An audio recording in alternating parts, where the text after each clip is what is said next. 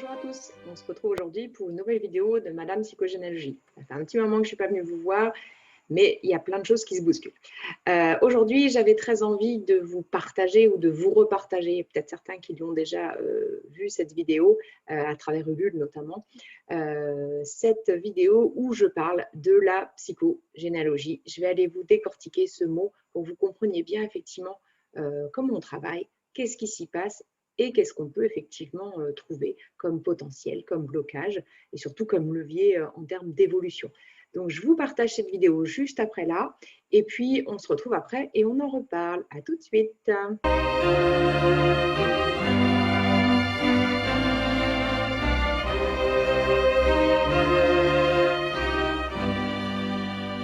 Venez aujourd'hui pour vous parler de ce gros et grand mot qu'est la psychogénéalogie. C'est ma pratique maintenant depuis plusieurs années et je me rends compte en fait que c'est encore un mot qui n'est pas très bien connu ou mal connu. Donc voilà, c'était mon envie aujourd'hui, c'était de vous parler de ce mot. Donc la psychogénéalogie, si vous en avez déjà entendu parler, regroupe effectivement une méthode qui est venue en France par Alain Asselin, qui a écrit plusieurs livres, donc peut-être que ça vous parle un petit peu, et cette méthode regroupe plusieurs approches théoriques en fait.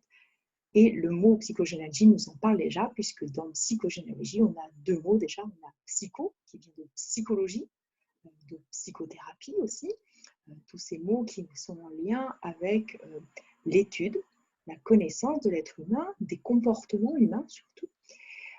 Donc ça, c'est la partie psycho, c'est comme ça qu'on pourrait la décrire. Et puis l'autre partie de ce mot, c'est généalogie, qui est en lien avec ce qu'on appelle la généalogie, les recherches généalogiques. Vous avez peut-être entendu parler de ça, l'arbre généalogique aussi.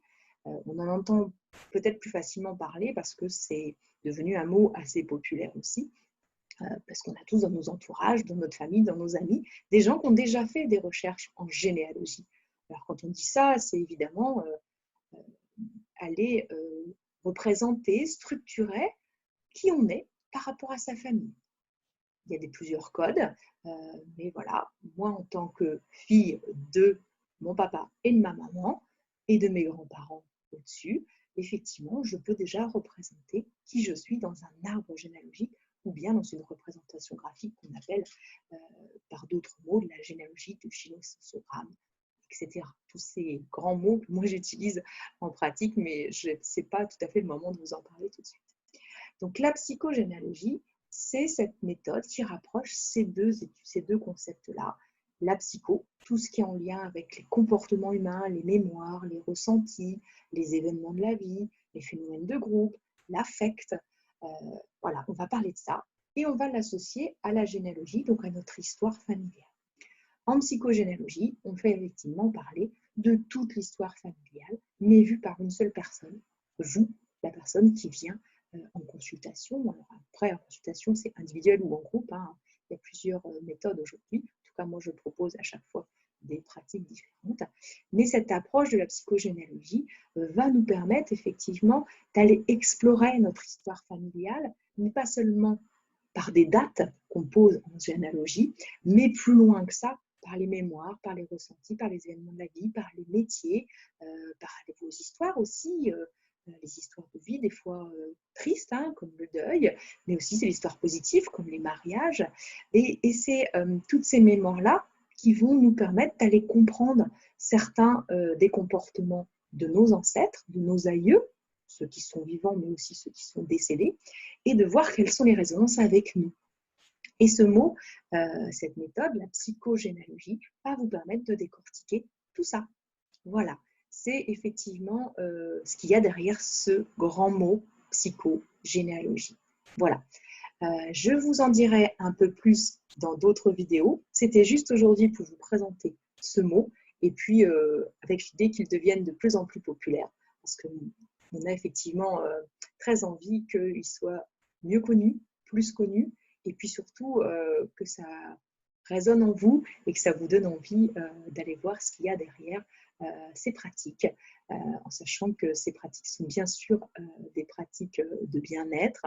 Ça permet voilà, d'avancer aussi dans son cheminement, d'aller des fois se délester de l'histoire de nos ancêtres pour aller mieux, pour pouvoir avancer, pour pouvoir continuer et puis aussi pour pouvoir trouver sa place. C'est souvent comme ça que les gens viennent à moi pour des histoires voilà, de place qui ne sont pas toujours faciles à trouver.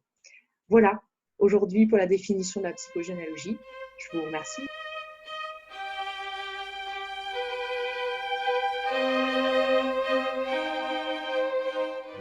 J'espère que cette vidéo vous a permis de comprendre un petit peu mieux ce qu'il y a derrière ce mot, ce gros mot, psychogénéalogie, qu'on ne sait pas toujours quoi y mettre dedans.